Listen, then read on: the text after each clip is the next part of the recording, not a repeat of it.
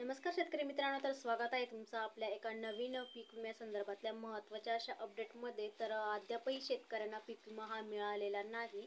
मिळाला तर तो खूप कमी प्रमाणामध्ये मिळालेला आहे, परंतु कोणते शेतकरी पीक विमेपासून वंचित आहे किंवा कोणते जिल्हे प्रतीक्षित आहेत, कोणत्या जिल्ह्यांना पीक विमा हा मिळालेला आहे, तर आणि मिळाला तो किती प्रकारामध्ये म्हणजे किती प्रमाणात मिळालेला आहे आणि जो काही मिळणार आहे तो किती प्रमाणामध्ये मिळणार आहे याची सविस्तर अपडेट आज आपण आपल्या व्हिडिओच्या माध्यमातून बघणार आहोत. त्यापूर्वी तुम्ही जर चॅनलवरती नवीन असाल तर असे शेतीविषयक नवनवीन व्हिडिओ बघण्यासाठी चॅनलला सबस्क्राईब करा. व्हिडिओ कुठे स्किप करू नका, जेणेकरून तुमचा जिल्हा प्रतीक्षित आहे का किंवा तुमच्या जिल्ह्याला पीक विमा मिळालेला आहे का, किंवा जे कोणते शेतकरी प्रतीक्षित आहे, कोणत्या शेतकऱ्यांना पीक विमा मिळालेला आहे, हेक्टरी किती मिळालेला आहे, किती लोकसंख्या त्याच्यामध्ये जी काही आहे ती प्राप्त करण्यात आलेली आहे याची सविस्तर अपडेट आपण आपल्या व्हिडिओच्या माध्यमातून बघणार आहोत. तर त्यामुळे शेतकरी मित्रांनो, कोणते जिल्हे प्रतीक्षित आहे किंवा कोणते शेतकरी प्रतीक्षित आहेत त्याबरोबर 65 लाख शेतकऱ्यांच्या खात्यावरती पीक विमा जमा. तर पीक विमा कंपनीने थकवले 831 कोटी. नांदेड वाशिममध्ये सर्वाधिक रक्कम ही वाटप करण्याची बाकीच आहे आणि हिंगोली संभाजीनगर आणखी प्रतीक्षितच आहे. त्याचबरोबर या वर्षीचा खरीप हंगामातल्या अवर्षणामुळे निर्माण झालेल्या दुष्काळी परिस्थितीमध्ये 24 जिल्ह्यातील शेतकऱ्यांना पीक विमा कंपन्यांकडून अग्रिम हा मंजूर झालेला आहे, परंतु 831 कोटी 49 लाख रुपयांची जी काही रक्कम आहे ती अद्यापही शेतकऱ्यांना मिळालेली नाही. म्हणजे जी काही रक्कम आहे ती अद्यापही रखडलेली आहे आणि या रकमेपासून जे काही शेतकरी प्राप्त झालेले होते तर त्या शेतकऱ्यांना जी काही रक्कम आहे ती अद्यापही रखडलेली आहे. तर छत्रपती संभाजीनगर आणि अमरावती जिल्हे वगळता अन्य जिल्ह्यांमधील अग्रिम वाटप लांबलेलीच आहे.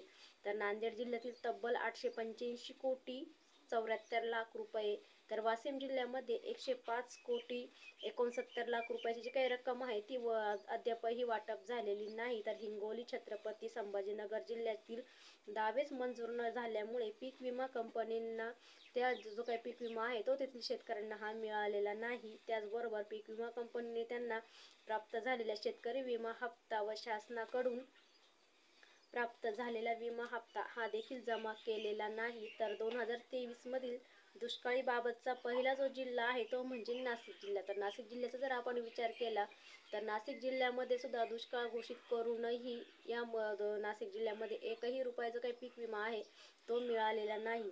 त्याचबरोबर जळगाव, तर जळगावचा जर आपण विचार केला तर जळगाव जिल्हा सुद्धा अजूनही वंचितच आहे. त्याचबरोबर अहमदनगर असेल, सोलापूर असेल, सातारा असेल, वाशिम, चंद्रपूर, सांगली, नंदुरबार, बीड, बुलढाणा, वाशिम, धुळे, पुणे, हिंगोली, त्याचबरोबर धाराशिव, अकोला, कोल्हापूर, जालना, त्याचबरोबर परभणी. पुढचा जो जिल्हा आहे तो म्हणजे नागपूर. त्यानंतर छत्रपती संभाजीनगर. छत्रपती संभाजीनगरची आणेवारी कमी असून देखील छत्रपती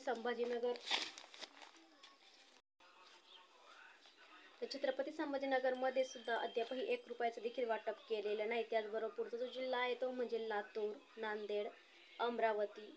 जे काही उर्वरित जिल्हे आहेत त्यांना सुद्धा पीक विम्याचं वाटप हे देखील झालेलं नाही. तर असे जे काही 24 जिल्हे आहे तर या 24 जिल्ह्यामध्ये लागू झालेला होता, परंतु जळगाव, चंद्रपूर, सांगली, नंदुरबार, बीड, बुलढाणा या जिल्ह्यातील आक्षेप मागे घेण्यात आलेले होते आणि नागपूर, परभणी, जालना, कोल्हापूर, त्याचबरोबर अकोला, धाराशिव या जिल्ह्यातील पीक विमा कंपनीने आक्षेप घेतलेले नव्हते.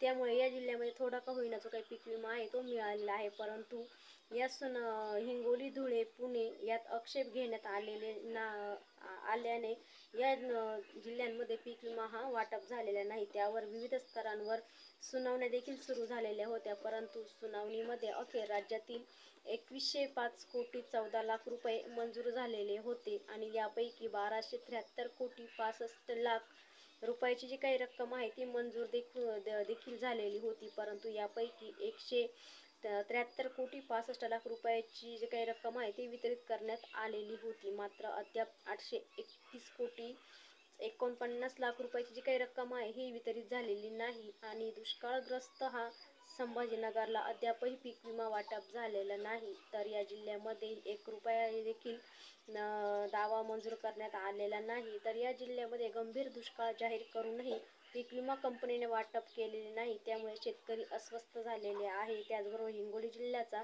दावा देखील मंजूर करण्यात आलेला नाही. तर शेतकरी मित्रांनो, ही होती 24 जिल्ह्यातील महत्त्वाचा असा अपडेट. तर कोणते जिल्हे प्रतीक्षित आहेत किंवा कोणत्या जिल्ह्यांचे दावे पीक विमा कंपनीने मंजूर केलेले आहे आणि त्या मंजूर केलेल्या जिल्ह्यांना किती तारखेला जो काही पीक विमा आहे हा येत्या 2 दिवसामध्ये जमा केला जाणार आहे. तर शेतकरी मित्रांनो, हे होतं 24 जिल्ह्यातील महत्त्वाचा असा अपडेट. व्हिडिओ आवडला तर लाईक शेअर करा, नवीन असेल तर चॅनलला सबस्क्राईब करा. पुन्हा भेटू एका नवीन व्हिडिओ सोबत. तोपर्यंत सर्वांना धन्यवाद.